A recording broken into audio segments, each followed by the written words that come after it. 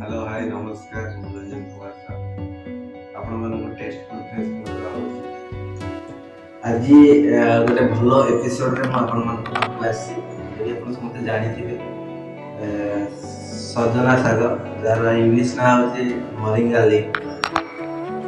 ତ ଆଜି ସେଇ ଶାଗଟିକୁ ଆମେ ଆଜି ଆଣିଛୁ, ତାକୁ କେମିତି ବଛା ହୁଏ ମୁଁ ଆପଣମାନଙ୍କୁ ଶିଖାଉଛି। ଏମିତି ଗୋଟିଏ ଗୋଟିଏ ପତ୍ର ହେଲେ ଗୋଟେ ଟେଷ୍ଟ ଟିକେ ଅଲଗା ପ୍ରକାର ଆସେ। ଆଉ ଏମିତି ଡେମ୍ଫ ଲଗା ଏଇ ଯେଉଁ ଡେମ୍ଫକୁ ଯଦି ପକେଇଦେବେ କ'ଣ ହବ ନା, ମାନେ ପାଟିକୁ ଟିକେ ଅବାଗିଆ ଲାଗିବ। କିନ୍ତୁ ଗୋଟେ ଗୋଟେ ପତ୍ର ବାଛିବା ଦରକାର।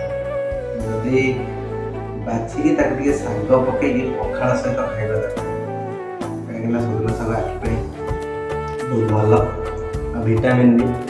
ଆପଣମାନେ ଟ୍ରାଏ କରନ୍ତୁ, ଯଦି ଆପଣମାନଙ୍କୁ ଭଲ ଲାଗେ ଲାଇକ୍ ସେୟାର ସବସ୍କ୍ରାଇବ୍ ଯେତେବେଳେ ଶାଗ ବାଛୁଛି, ଶାଗ ବାଜିଲା ପର୍ଯ୍ୟନ୍ତ ଆପଣମାନଙ୍କୁ ସବୁ ପ୍ରକାର ଟିପ୍ସ ଦେଖେଇବି।